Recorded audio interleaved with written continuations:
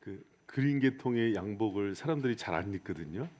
근데 오늘 사역자들이 다 그린 계통의 양복을 입고 왔는데 우리 청년들이 그러더라고요. 요새 복고풍이 유행이냐? 네, 그러지 않고요. 저도 신기했어요. 우리 목사님들이 다 이렇게 맞춰 입고 왔지? 봄 맞이라고 생각하시고 우리 옆에 있는 분들 좀 세상에서 가장 환한 얼굴로 인사합시다. 사랑합니다. 축복합니다. 사랑합니다. 축복합니다. 이렇게 보니까 또 이제 한길 형제, 성덕 형제도 이렇게 그린 계열의 옷을 이렇게 입고 왔는데 오늘 통일시켜줘서 고마워요. 여러분 오늘 말씀은 한 번쯤 보셨을 수 있을 것 같아요. 세바시하고 그 유퀴즈에도 나왔던 사람인데 박재현 소장이에요. 그 리플러스 인간연구소 소장인데 유퀴즈에 나와서 이제 자기가 상담한 사례를 얘기하는 것들을 들었거든요. 근데 이제 그한 회사에 아주 브레인이고 똑똑한 팀장인데 좀 사원들에 대해서는 좀 이제 부품처럼 생각하는 그런 팀장을 교정하고 코칭하는 과정에서 나온 그 에피소드를 얘기하는데 은혜가 되더라고요. 이 사람을 이제 코칭하는 과정에서 이렇게 얘기를 했대요. 회사에서 가장 칭찬받을 만한 사람이 있으면은 뭐 떠올려봐라 그랬더니 없대요. 회사는 다 무능력하대. 자기 사원들은. 그럼 가정 가운데 있지 않냐? 그랬더니 이제 좀 생각을 하더니 자기 딸이 그랬대요. 딸이 아주 어렸을 때, 지금은 아니고 아주 어렸을 때 회사 끝나고 집을 오면서 이제 초인종을 누르면 딸이 파자마 바람으로 이렇게 아빠를 맞으러 나온대요. 그럼 그 딸 손을 잡고 이제 마트에 가서 아이스크림 먹고 돌아오는 길에 그네를 타고 도란도란 얘기했던 그런 추억이 있는데 그 딸이 너무 사랑스러웠다는 이런 얘기를 해요. 그러니까 그 박재훈 소장이 이런 얘기를 합니다. 그 딸에게 문자를 좀 보내보라고. 그래서 이제 애정을 담긴 그 문자를 보냈는데 이게 이제 다 워크숍이 끝나도록 그 단문이 안 오는 거예요. 몇 시간이 지났는데 그 얼마나 뻘쭘해요. 그러니까는 이 그 팀장이 화를 버럭 냈대요. 회사에 와서 조직에 대한 거나 이렇게 얘기해 주면 되지 가정사까지 들먹이면서 그렇게 하면 되냐 그러면서 버럭 화를 내고 이제 헤어졌는데 그리고 나서 4일 뒤에 딸에게 단문이 왔대요.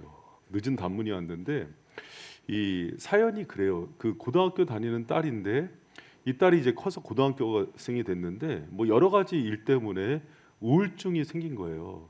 그래서 이제 그날따라 너무 힘든 일이 있어서 학교 가기 싫어서 그냥 버스 정류장에 이렇게 앉아서 지나가는 버스들만 이렇게 쳐다보고 있었던 거예요.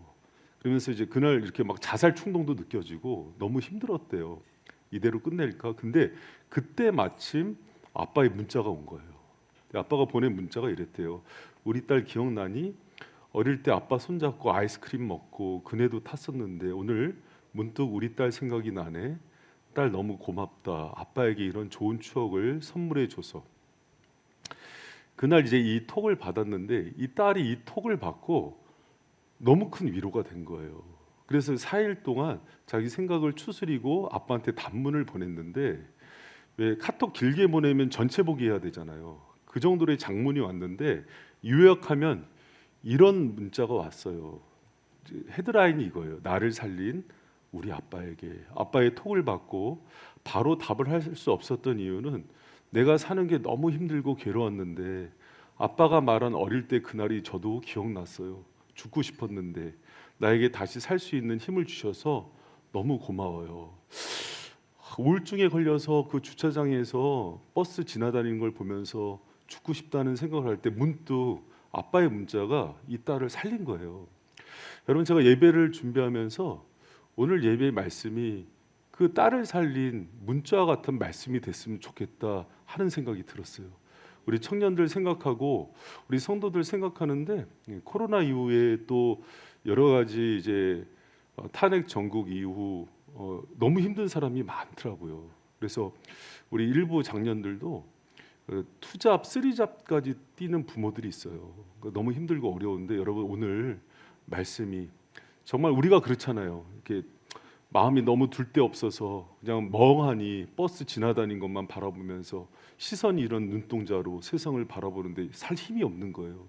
그때 여러분 우리를 살리는 힘이 어디 취업됐다, 돈이 생겼다가 아니라 주님의 음성임을 믿으시기 바랍니다. 여러분, 말씀을 통해서 주님을 경험하고 주님을 보고 하나님의 말씀이 내 영혼을 사로잡는 걸 경험한 사람들이요, 다른 거 구하지 않고 주님을 구하는 것 같아요. 여러분, 그런 의미에서 오늘 바울의 기도문은 너무 중요해요.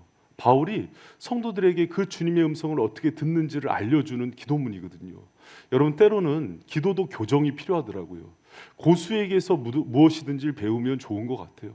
오늘 바울의 기도문이 여러분 정말 소망 없는 이 시대에 여러분에게 하늘로부터 내리는 그 문자를 받는 그런 비밀의 그런 말씀이 되기를 축원합니다.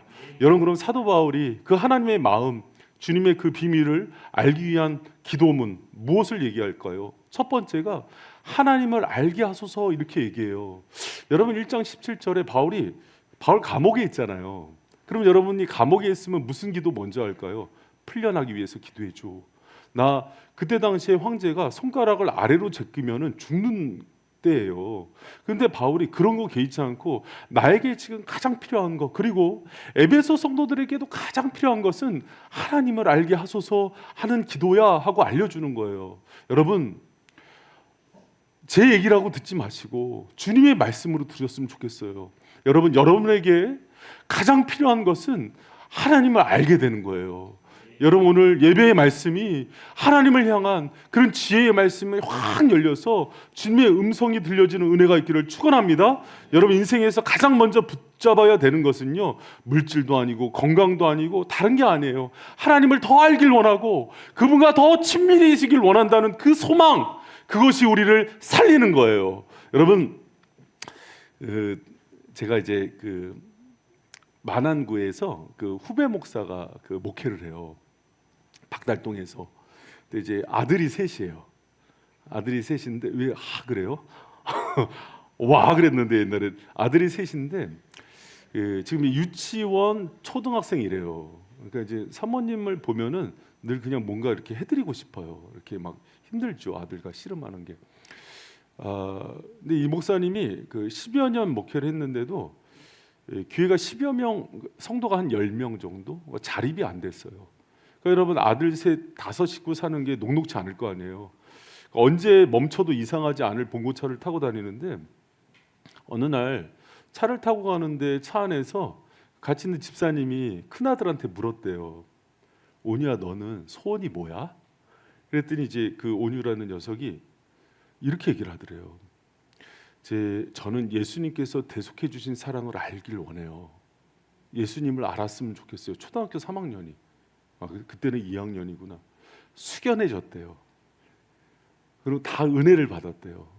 얘가 자기가 돈 구하지 않고 또 어느 좋은 학교, 대학교 가고 싶다고 얘기하지 않고 또 자기 꿈 이뤄달라 그러지 않고 주님 알았으면 좋겠어요. 대속해 주신 주님의 사랑이 더 알았으면 좋겠어요. 이것을 진심으로 얘기를 하더래요. 그런데 그 얘기를 저녁에 들은 목사님이 예수님의 음성처럼 들렸대요. 자기는 개척교회 10여 년 하면서 꿈이 성도가 많아지는 거였대요. 그리고 교회가 자립하고 돈이 많이 들어오는 걸 꿈꿨대요.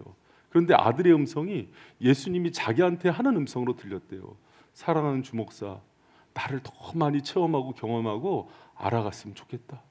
그게 인생의 비밀이야. 여러분, 우리는 청년 때 많은 걸 꿈꿔요. 젊을 때 직장 문제, 또 집 문제, 돈 문제, 자녀 문제. 여러분, 그거는요 다 부수적인 거예요. 우리 인생에서 가장 중요한 것은 그리스도와 하나님을 아는 지식이 부유해지는 거예요.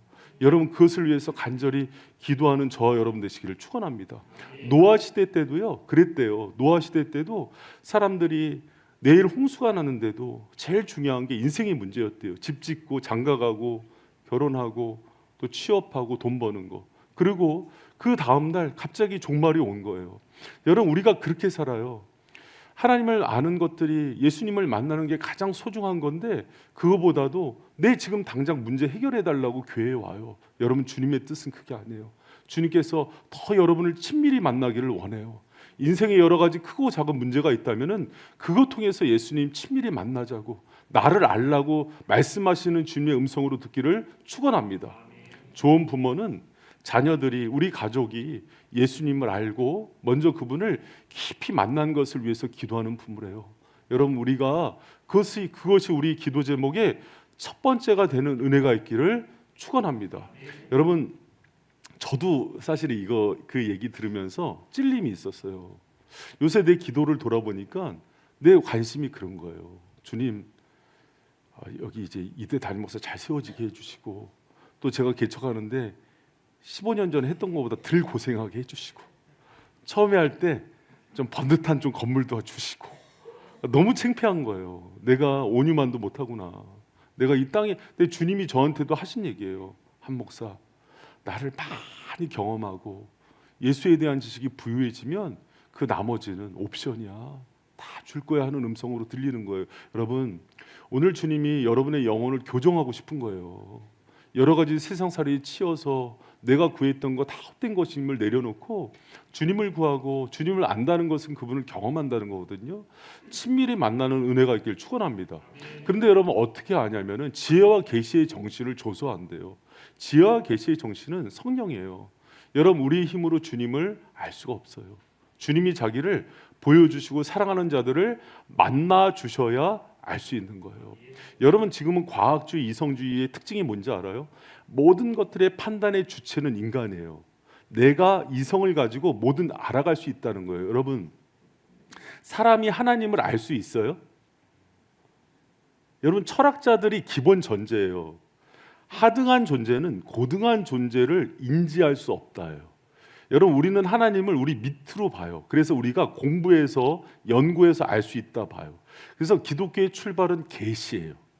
하나님이 찾아와 주셔야 돼요. 여러분, 하나님이 만나기를 기도하시기를 축복합니다. 여러분, 이게 인정이 안 되면 이렇게 생각하면 돼요. 이게 베르나르 베르베르의 그 개미라는 책 있죠? 개미를 의인화시켰어요. 사람을 개미가 안 하는데 어떻게 하냐면 큰 기둥 5개가 순식간에 나타나서 자기들 채가더래요. 큰 기둥 2개가 와서 막 자기를 막 짓이기들. 그게 뭐예요? 사람이 아니라 사람의 손가락, 발이죠. 개미가 사람 전체를 어떻게 인식해요? 여러분, 사람이 하나님 안다 그러면서 얘기하는 정도가 하나님의 옷깃도 몰라요. 여러분, 하나님이 자신을 보여달라고 기도하는 저 여러분 되시길 축원합니다. 말도 안 되는 영화 하나 있죠? 호성탈출. 원숭이가 사람보다 위에 있는 거예요. 연구했더니 인간이 이렇게 하면은 꼼짝 못해하고 사람에 대해서 지배자가 된다는 거예요. 이해가 말이 돼요? 안 된다고 해주세요. 그럼 이게 말이 되는 거예요. 여러분, 이제 집에서 키우는 개가 있어요. 개 키우는 사람들이 있죠? 개가 어느 날 주인에 대해서 너무 잘 알게 된 거예요. 우리 주인, 보미 주인은 이렇게 하면은 좋아해. 그러니까 막 집에 들어오니까 막 꼬리를 치니까 주인이 이렇게 하면 개껌도 주고 개과자도 줘. 그러니까 주인 머리 위에 있죠. 그래서 주인을 컨트롤해. 그래서 이혼도 시키고 주인 자기 계집도 짓게 만들고. 이렇게 가능해요? 사람이 하나님에 대해서 이런 헛된 생각을 갖고 있어요. 여러분, 우리는 더 많이 겸손해져야 돼요. 주님, 우리를 만나주시고 찾아와 주세요. 그래서 기독교는 계시 종교라 그래요. 하나님이 우리를 만나주셔야 열리는 종교다. 그래서 하나님을 알더라도 지혜와 계시의 영을 부어주셔서 하는 거지, 나를 내 이성으로 내가 찾아가 볼까? 여러분, 이 땅에 있는 생물과 곤충에 대해서 다 알아요? 곤충 박사가 이런 얘기를 하더라고요. 곤충 박사학위를 곤충으로만 받는 사람은 없대요. 곤충 왼쪽 다리 뒤에 2번째 털에 있는 박테리아를 연구한대요. 그게 박사래요. 여러분, 박사도 아니잖아요, 우린. 근데 우리가 이렇게 어리석은 존재인데 천지를 창조하신 하나님에 대해서 우리가 알 수 있다고요? 여러분, 고개 숙이고 엎드려서 만나달라고 애원하세요. 할렐루야. 안 그러면 죽어요. 여러분, 영생은 사람이 추구해서 얻는 게 아니라 하나님이 선물로 주시는 거라고요. 할렐루야. 가슴이 터질 것 같죠? 도저히 머리로 이해가 될 것 같지 않죠? 그래서 하나님이신 거예요. 할렐루야. 겸손하고. 여러분, 저도 백골부대 3사단 다닐 때 3사단 전체에서 체력 측정 1등을 했던 사람이었어요. 대학교 다닐 땐 대학교 전체에서 씨름대회에서 우승을 했어요. 근데 지금 50이 되니까요, 내 몸 하나 건사가 안 돼요. 뭘 우리가 그렇게 하나님 앞에서 고개를 쳐들고 똑똑하다고 할 수가 있을까요? 여러분, 겸손히 하나님 주시는 그 은혜 가운데, 하나님, 오늘들도 내가 주님을 알길 원합니다. 나를 만나 주시옵소서. 여러분, 우리가 예배 열심히 드리면 하나님이 받으실까요? 그걸 주관하신 분은 주님이신 거예요. 그래서 오늘도 예배 드리기 전에 주님 우리를 불쌍히 여겨주셔서 우리를 만나주셔야 살 수 있는 인생이라고 간절히 기도하면서 그렇게 시작하는 거예요. 여러분, 피조물이 조물주에 대항해서 무슨 항변을 할 수가 있겠어요? 여러분, 하나님을 아는 지식이 부유해져서 그분 안에서 성령, 지혜와 계시의 영으로 말미암아서 그리스도를 아는 부유한 지식 가운데 살아가는 저 여러분 되시길 축원합니다. 여러분, 그분이 찾아오시지 않으면 내 삶이, 내 생각이, 내 죄악이 정리가 되지 않는 거예요. 여러분, 그분 앞에서 겸손히 고개를 들고 주여 우리를 불쌍히 여겨주셔서 하나님, 주님을 아는 부유한 지식을 제발 달라고 애통하는 마음으로 나아가는 저 여러분 되시길 축원합니다. 할렐루야. 아멘. 여러분, 제가 부끄러운 고백 하나를 할게요. 제가 연구소 이제 3년을 다니면서 이제 목회자 연구 기간 중에 좋은 기간이고 대표 목사님도 아주 영성 있는 분이세요. 이분이 처음에 목회자들 갔는데 기도를 뭘 시키냐면 일주일 동안 저희 광림교회 그 기도원에서 일주일을 기도했어요. 딱 하나만 놓고 주님, 우리는 주님을 모릅니다를 기도하래요. 뛰쳐나가는 목사님들이 꽤 있었어요. 왜 다들 이제 담임 목사님들이잖아요. 우리를 무시해! 막 그러면서 다 뛰쳐나간 거예요. 내가 교세가 1000명이 넘어! 막 이러면서. 여러분, 하루가 지나고 이틀이 지나고 3일이 지나는데 다 통회하는 소리가 들리는 거예요. 우리가 정말 주님을 몰랐구나. 여러분, 우주를 지으신 주님, 여러분 지구에 있는 것도 다 모르잖아요. 우리 은하계 안에 태양계만한 그 별들이, 별의 집단이 2000억 개 이상이래요. 전 우주에 은하계만한 그 별의 집단이 2조 개가 넘는데요. 그걸 계산하면 몇 개예요? 별이? 많아요. 그런 거 막 계산하는 거 아니에요. 근데 그 우주가 계속 팽창하고 있대요. 그걸 지으신 하나님을 여러분이 알 수 있다고요? 그분이 불쌍해서 만나주시는 거예요. 그걸 깨달은 거예요. 여러분, 기독교 성자 중에 최고의 성자로 뽑히는 게 어거스틴이에요. 기독교 신학의 대가고, 이 사람이 어느 날 태평양 물 한 바구니를 퍼더니 내가 아는 하나님의 지식이 요만하다고, 이것도 많이 잡은 거라 그랬어요. 여러분, 이 앞에 제일 고개를 숙여야 되는 건 전거 같아요. 신학 서적만 1000권을 넘게 읽어봤어요. 그리고 많은 것들을 공부해보고 헬라어, 히브리어, 또 구문 영어도 공부하면서 하나님을 알겠다고 또 성경 전체를 주석도 해봤어요. 그런데 하나님을 아직도 모르는 것 같아요. 여러분, 오늘도 긍휼을 여겨서 나를 만나주실 주님을 구할 때 주님이 여러분을 찾아와 주실 거예요. 그래야 여러분 인생이 풀려요. 그리고 회복되는 거예요. 그 하나님 앞에서 고개 뻣뻣이 들지 말고 다리 풀고, 그리고 겸손히 불쌍히 여겨달라고 기도하는 저 여러분 되시길 축원합니다. 이게 첫 번째 기도예요. 근데 이 기도에 세 가지 모든 축복이 걸려 있어요. 여러분, 우리 18절부터 19절 한번 같이 읽어봐요. 우리 그 어떤 문장론이나 구문론을 아는 사람들은 바울 서신을 원어나 NASB나 킹제임스 버전으로 읽으면은 구문이 딱 눈에 들어오거든요.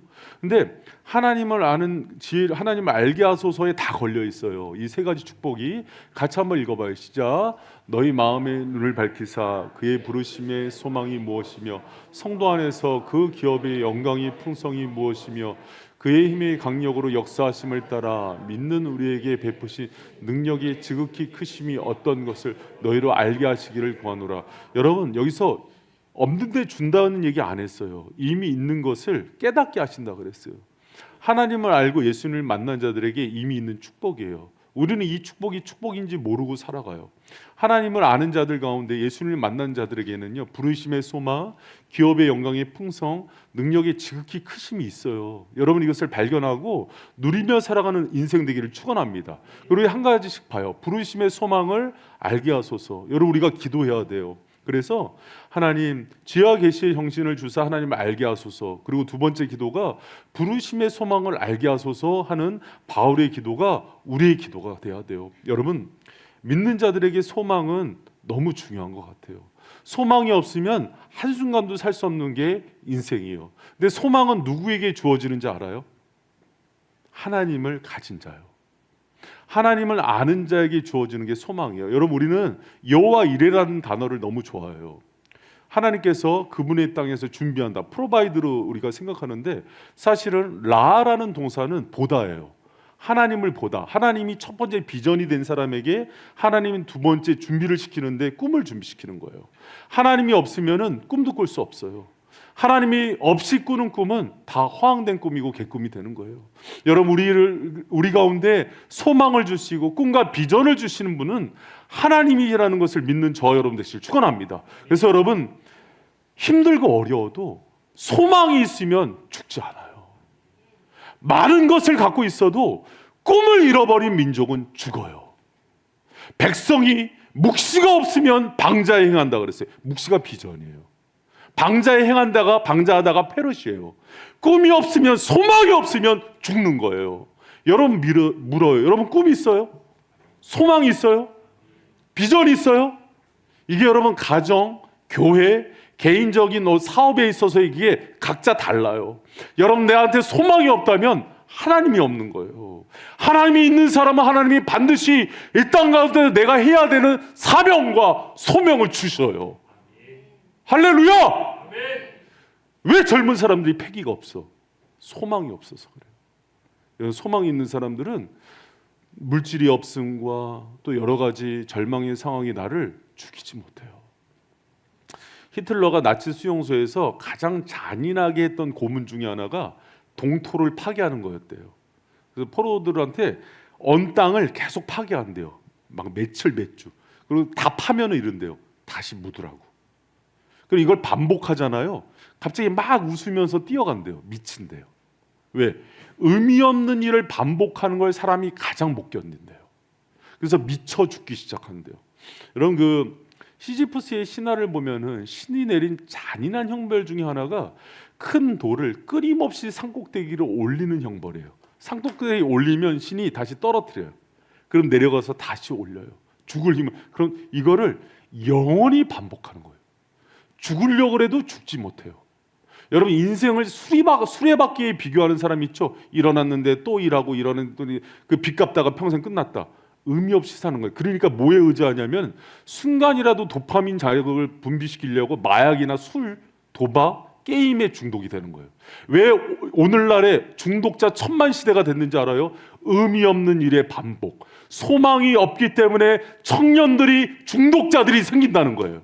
이거는 뭐 학력이 좋건 직장이 좋건 건강하고는 상관없어요. 하나님을 만나지 못하고 그 가슴에 소망이 없기 때문에 생기는 문제라는 거예요. 여러분, 묻습니다. 하나님을 만나서 그분의 비전과 꿈이 없는 사람들이 이렇게 심각한 거예요. 여러분, 시장에서요, 한쪽에서 행상을 하는 노인이라도요, 자녀에 대해서 꿈을 꾸는 엄마들은 눈빛이 달라요. 개척교회를 하고 오늘 하루 어떻게 살지를 모르는 개척교회 목사지만은 그 교회 목사 가운데 하나님의 비전이 있는 사람은 눈빛과 목소리가 다르다고요. 여러분 가운데 하나님께서 부르심에 소망을 주셨어. 이 시대에 꿈을 꿀 수 없다, 사포, 오포를 얘기하는 이 시대에 여러분이 꿈의 본보기가 되는 은혜가 있기를 축원합니다. 사랑하는 바이샘 젊은이들이요, 여러분이 그래 주시면 안 되겠어요? 이 연사 힘차게 왜 어깨를 탁 쳐져서 이렇게 오느냔 말이에요. 교회 오는 가슴을 펴고 주님의 살아계심을 열방이 당신을 보면서 볼 수 있도록 그렇게 해주시면 안 되겠어요? 여러분, 우리는 코로나19 3년 지나고 지금 또 정치적인 어려움이 들으면서 코로나 때문에 또 윤석열 대통령 때문에 정치인들 때문에 뭐 파란당 때문에 빨간당 하나님을 만나지 못한 거예요. 그분을 보지 못하니까 소망이 없으니까 소망 없는 사람의 비굴함이요 탓으로 들어가요. 여러분 그러지 말고 만유보다 크신 그 하나님이 여러분의 가슴에 찾아와서 지금 여러분 어떤 청년은 지금 실직했을 수도 있고 건강에 어려움이 있을 수도 있고 부부관계에 어려움이 있을 수도 있죠. 그러나 하나님이 우리의 소망 되신다고요. 왜 아멘 소리가 이래야 하냔 말이에요. 할렐루야. 복식에 힘을 주고 아멘 해야지. 그게 하나님이 살아계심의 증거가 아니겠냔 말이에요. 할렐루야. 그래야 청년답지. 일부보단 커야 될 거 아니에요. 일부 할아버지 할머니들이에요. 손바닥 아파.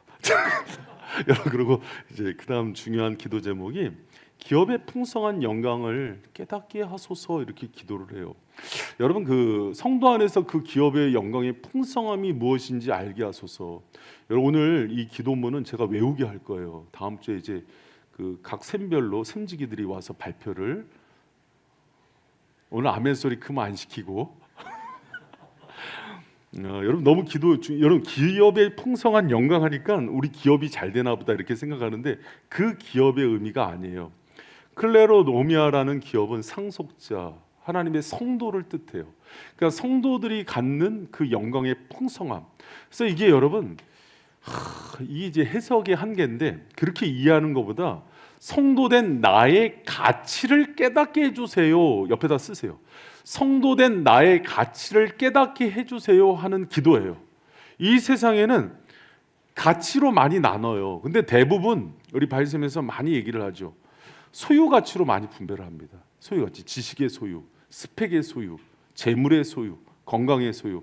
그런데 이것은요 존재론적 가치예요. 하나님의 자녀로서, 하나님을 알고 하나님의 선택받은 자녀로서의 가치가 얼마나 큰지를 깨닫게 하소서 하는 거예요. 여러분 제가 물어요. 자, 고개를 들어요. 저를 봐봐요. 자, 어느 게 크게 느껴지나 봐요. 하나님의 자녀, 명문대 졸업.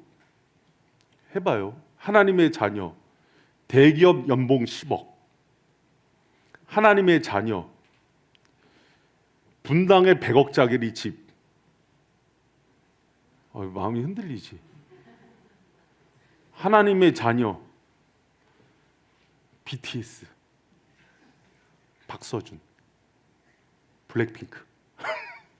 여러분 우리요 이게 안 흔들리려면 어떻게 해야 되냐면, 내가 하나님의 자녀로서의 가치가 안 흔들리는 거 어떻게 알 수 있냐면, 나 초등학교 뿐이 안 나왔어. 근데 하나님의 자녀야. 명문대생 앞에 섰어. 고개가 안 숙여져야 돼요. 하나님의 자녀야. 나 실직했어. 근데 미나자매가 연봉 10억이야. 외국계 기업 다녀. 근데 뭐 이 기집애야. 이렇게 이럴 수 있는 배짱이 있어야 돼요. 여러분 있어요? 우리 힘 있는 사람이 있으면 고개 숙여지고, 뭐 누가 이제 포르쉐 타고 왔어 교회. 그럼 와, 우리는 구름 타고 갈 거야 하늘나라. 여러분 주님은 우리를 창세부터 예비하셨고 그 만유의 하나님이 여러분의 아버지시라고요. 이게 마음에 와닿습니까? 그러니까 우리는 복음을 알 때 피상적으로 아는 거예요. 그러니까 하나님을 모르는 거예요. 여전히 인생의 크고 작은 소유의 가치들이 그걸로 서로를 비교 판단해요. 여러분 그거는 복음이 없는 사람이에요. 우리의 가치는 하나님의 형상이고 예수님 짤이란 말이에요. 할렐루야. 예수님이 우리를 위해서 십자가에 달렸기 때문에 그 어떤 것으로도 우리의 가치를 평가 비교할 수가 없다는 것을 믿으십니까? 예전에 했던 드라마인데, 여러분 그 목사님이 이제 드라마나 이런 것들 예화할 때 이분은 좀 웃어주세요. 공감해 주세요. 옛날에 그 꽃보다 남자 봤어요? 고마워.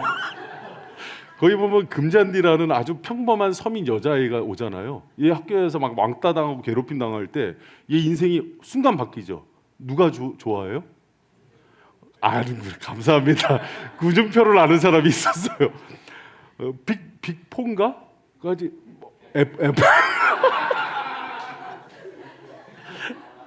그럴 수도 있지 목사님이. F4. 빅4는 뭐야? 도대체 어디서 나온 거야 빅4는? 우리 F4가 금잔디를 좋아하고 그러니까는 갑자기 얘가 졸지에 서민이 아닌 귀족이 돼버려요. 그리고 애들이 함부로 할 수 없어요. 여러분 구준표가 아니라 여러분은 예수님의 후견자 아니에요? 이게 정말 여러분 믿어지고 이거를 사실로 살아가야 되는데, 많은 그리스도인들이요 이론만 알고 있어요. 그러니까 믿음이 없다는 책망을 받는 거예요. 때로 우리는 굴곡진 인생을 살기 때문에 넘어질 수도 있고 실패할 수도 있고 부도가 날 수도 있고 그래요. 그러나 흔들리지 않는 하나님의 자녀라는 그 정체성, 그 기업의 가치의 영광의 부유함과 풍성함이 뭔지를 알고 나가는 저와 여러분 되시기를 축원합니다. 여러분 저희 집은요 그 임대 아파트 살아요. 임대 아파트는 가난한 사람이 사는 거예요. 우리 내 아이들한테 정체성을 심어줄 때 그렇게 얘기합니다. 우리가 있어서 임대 아파트 가치가 올라가는 사람이 돼야지. 내가 임대 아파트 살기 때문에 우리 가치가 임대 아파트로 떨어지면 아니라고. 어느 날 우리가 이제 자녀가 넷이, 여러분 많이 나세요 자녀. 넷이면은 무슨 공공 임대든 1순위예요. 안양에 집 3개짜리, 그러니까 방 3개짜리, 화장실 2개짜리 골라갈 수 있어요. 내가 우리 애들한테 그 2년 전인가 안양에 이만저만한 집 있다 가자 그랬더니 애들이 싫대요. 우리가 여기에 가치를 올리고 있는데 어딜 가냐. 그것보다도 사실은 친구들 형성이 돼 있잖아요. 그리고 동편 마을이 우리 집이 작긴 하지만 주거 환경이 좋대요. 이 보는 눈들이 있더라고요. 얘가. 그래서 여러분 요셉이 감옥이 있어서 요셉이 초라해졌어요. 감옥이 빛나지 않았어요.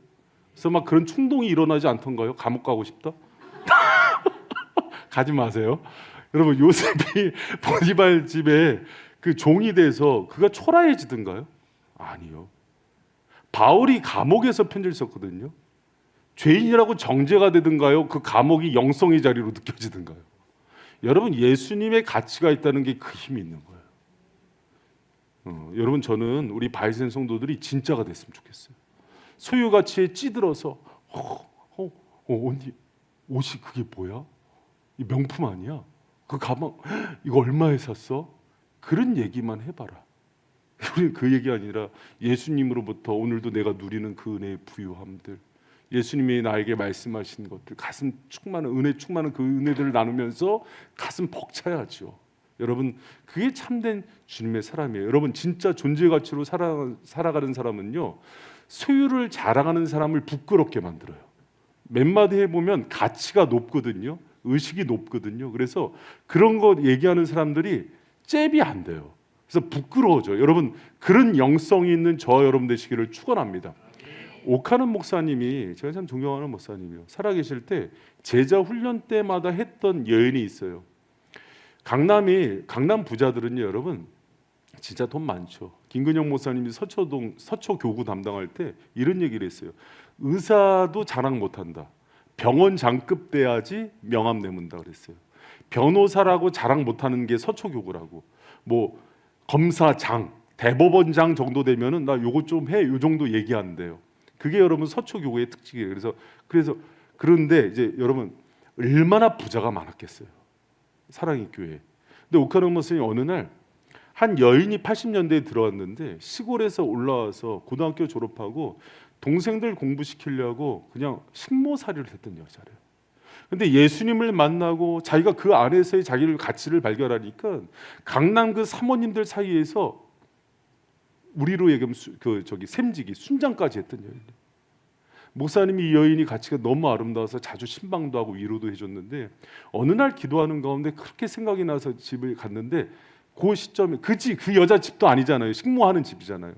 그 시간에 여인이 쓰러진 거예요. 목사님 품에서 임종을 했대요. 오카노 목사님이 그 얘기하면서 울더라고요. 이 여인을 주님께서 얼마나 높이 평가를 했냐면 임종도 주의 종의 품에서 죽게 했다고. 그러면서 소유 가치가 아니라 존주 가치로 살아가는 게 그런 거라고. 내가 식모살이를 하고 종살이를 해도 예수 그리스도의 이름 때문에 자기가 당당함을 가지고 살아갔다고. 거기서 막 잘 나가는 막 그 귀부인들이 고개 숙였죠. 여러분이 이 시대를 부끄럽게 만들 수 있는 그런 예수님의 자녀로 살아가는 은혜가 있기를 축원합니다. 눈 동그랗게 뜨고 왜 자꾸 감어? 여러분 그리고 중요한 네 번째가 우리에게 베푸신 능력을 알게 하소서 하는 기도예요. 여러분 우리 큰 목소리로 졸리실 텐데 졸린 사람일수록 크게 읽어요. 시작. 그의 힘의 강력으로 역사.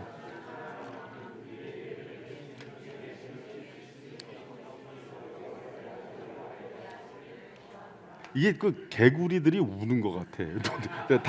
다시 한번 읽어. 시작. 그의 힘의 강력으로 역사하심을 따라 믿는 우리에게 베푸신 능력의 지극히 크심이 어떤 것을 너희로 알게 하시기를 구하노라. 아멘. 여러분 네 번째 사도 바울이 그렇게 구했던 게 우리에게 베푸신 능력을 알게 하소서 하는 기도였어요. 여러분에게 능력은 뭐예요? 한번 생각해 보세요. 여러분 말씀을 들을 때 사고하면서 들어야 돼요. 여러분이 생각하는 힘은 뭐예요? 물질이 힘이 될 수도 있죠. 지식이 힘이 될 수도 있죠. 외모가 힘이 되는 시대이기도 해요. 또 물리적인 힘이 될 수도, 인맥이 힘이 될 수도 있죠. 그런데 여기서 얘기하는 힘, 두나미스는요, 여기서 얘기를 하나님께서 베푸신 능력인데 성령의 힘인 거예요.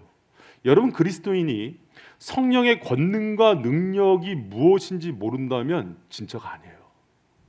여러분 인생 가운데 성령의 능력을 덧입어 살아가는 인생 되기를 축원합니다. 오직 성령이 너에게 임하시면 너희가 권능을 받고 그 이후에 예루살렘과 온 유대와 사마리아 땅끝까지 이르러 주님의 증인된 삶을 사는 거예요. 여러분, 우리의 힘은 내 힘이 아니라고요. 주님은 때로는 그 힘을 알려주기 위해서 힘을 약화시킬 때가 있어요. 가끔은 이렇게 우리 청년들 보면은 막 똑똑한 사람들이 있어요. 제가 주님이고 주님의 힘을 알려주려면 갑자기 어느 날 지나가다가 벽돌이 머리에 떨어지는 거예요. 그래서 약간 좀 침 흘리고 좀 부족하게 다녀요. 그런데 그때 주님을 더 의지해서 주님의 능력을 경험하는 거예요. 또 싫은가 보구나. 또 이런 돈이 엄청 많아요. 돈이 많아서 이 돈이 많음의 특징은 뭔지 알아요? 돈의 만몬의 힘을 알게 돼요. 돈 많으면 사람도 부릴 수 있고 가고 싶은데 얼마든지 갈 수 있어요. 내가 주님이고 성령의 능력을 알려주려면 그 돈 뺏을 것 같아요. 그래서 좀 거지처럼 살고 노숙을 하면서 기도로 성령의 권능을 끌어당기는 사람으로 만들 것 같아요. 내가 건강이 막 힘이 막 헤라클레스야, 힘이 있어서 막 힘을 쓰면 삼손처럼 눈을 뺄 것 같아요. 그러지 않겠어요? 여러분, 그러니까 좋은 말 할 때 주님께 순종하세요. 그러면서 주님의 권능을 믿는 거예요. 여러분, 몇 년 전에 신문에 로또 1등이란 비극, 로또 1등의 비극이란 기사가 실려. 자주 나오잖아요. 우리나라 근데 로또는 지금 로또 당첨돼도 집 못 산다며. 서울집은 못 산다면서요. 미국 로또 정도는 당첨돼야 된다며. 미국은 단위가 조 단위더라고, 막 수천억. 우리나라 근데 적게 받을 때는 수십억, 뭐 12억 막 이렇게. 관심도 없어. 자, 로또의 비극인데 이 사건이 뭐냐면은 위에 있는 형제가 로또에 당첨되면서 일어난 사건이에요. 당시 58세 된 형이 당첨이 됐는데 돈 문제로 그러니까 동생한테 그 돈을 빌려줬나 봐. 근데 안 갚으니까 칼로 수차례 목을 찔러서 죽인 사건이에요. 근데 그 돈이 12억이었대요. 그 돈 때문에 결국 친구, 가족 모든 걸 잃고 이 형은 무기징역이 삽니다. 여러분, 우리가 이런 기사 얼마나 많이 봐요. 돈이 능력인 줄 알았는데 독인이 올무가 되는 거예요. 여러분, 사도 바울은 그런 인생 가운데 하는 얘기가 있어요. 내게 능력 주시는 자 안에서 내가 모든 것을 할 수 있느니라. 그리고 스가랴서 선지자도 똑같은 얘기를 해요. 여러분 같이 한번 읽어봐요. 시작. 만군의 여호와께서 말씀 이는 힘으로 되지 아니하며 능으로 되지 아니하고 오직 나의 신으로 되니. 아멘. 여러분 해본 사람은 알 거예요. 기업을 운영하는데 돈이 많아서 회사도 하고 다 샀는데 사람을 모아놨더니 이 안에서는 들어올 때 이 회사를 무너뜨리려는 마음도 있는 사람도 있고 속여서 부도 내려는 사람들도 있고 정보 빼내려는 사람도 있어요. 사람을 운영하는 게 우리 힘으로 돼요? 여호와의 힘으로 되는 거예요. 내가 여러분 많은 걸 계획했는데 갑자기 계획하고 오픈하는 날이 하나님이 날 부르는 날이 될 수도 있는 거예요. 천국으로. 여러분, 우리가 마음먹은 대로 인생이 사라지는 게 아니라 주님의 뜻대로 인생이 그려지는 거예요. 믿으시면 아멘. 여러분, 그래서 하나님이 주님의 베푸신 능력의 크기에 따라서 하는 것들을 경험해보라 그런 거예요. 여러분, 바울이 소개하는 능력은요, 이 땅의 능력이 아니에요. 주님의 권능, 성령의 능력, 하나님의 능력이 저와 여러분의 능력이 되기를 축원합니다. 여러분, 그 낮은 대로 임하소서, 이 책은 너무 유명한 책이죠. 안요한 목사님의 간증을 다룬 책인데요. 이 안요한 목사님 목회자 자녀로 태어났어요. 근데 이제 상처 때문에 떠났어요. 왜 그러냐면 이 목사님 볼 때는 자기 아버지도 그렇고 목회자들이 너무 연약하게 살아가는 거예요. 그러니까 내가 인간적인 힘을 키워서 살아보겠다 그래서 나가서 성공 신화의 주인공이 돼요. 그런데 불행하게도 37세가 되던 해에 사고로 시력을 잃어요. 맹인이 된 거예요. 그 일로 인해서 아내는 자신을 버리고 떠나가요. 그리고 자기도 절망 가운데 자살하려고 그러는 그때에 하나님께서 말씀으로 만나주세요. 여호수아서 1장 5절에서 6절 말씀. 요한아, 내가 너를 버리지 않을 테니 마음을 강하게 하고 담대해라. 그래서 그 말로 살아나죠. 주차장에서 버스 정류장에서 목숨을 끊으려고 그런 딸에게 주님이 아빠의 문자가 살린 것처럼 이 목사님을 살려요. 그 음성을 들으면서 이 목사님이 소망을 얻게 되고 주님의 능력을 경험하면서 절망이 희망으로 바뀌고 슬픔이 기쁨으로 바뀌고 사명을 받아서 신학교에 갑니다. 그러고 나서 이 목사님이 눈은 없었지만 말씀으로 또 기도로 얼마나 많은 영혼들을 살렸는지 몰라요. 그 이후에 목사님이 간증입니다. 제가 읽어드릴게 들어보세요. 저는 맹인이 되고 나서 수지 맞았습니다. 눈으로 보는 37년보다 안 못 보는 그 뒤의 시간들이 오히려 행복하고 보람이 있었습니다. 온 천하를 다 가져도 하나님이 없는 인생은 만족, 기쁨, 감사가 없기에 행복할 수 없습니다. 그러나 이 세상의 모든 것을 잃어도 하나님을 얻은 인생은 감사가 있기에 행복할 수 있습니다. 여러분 말씀을 맺습니다. 인생을 살면서 우리에게 가장 중요하고 긴급한 일은 하나님을 만나고 하나님을 아는 거예요. 하나님을 안다는 것은 지식으로만 아는 게 아니라 그분을 경험하며 사는 거예요. 여러분 인생의 모든 순간에 그분을 초대하시기 바랍니다.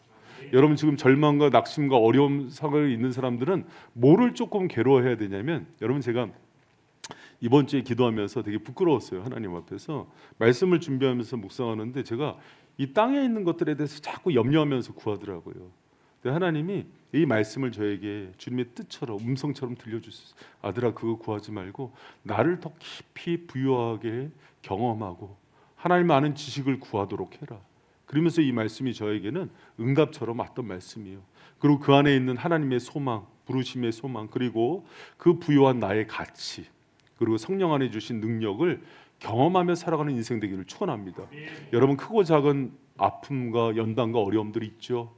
개인적인 삶에서도 그러고 관계에서도 그러고 기업에서도 그러고, 그거 주시는 이유는 주님이 주님의 것들을 선물로 주시려고 잠시 주신 어려움이에요. 낙심하지 말고 주님 안에서 다시 일어나고 승리하는 우리 바이샘의 젊은이들 되기를 축원합니다. 할렐루야.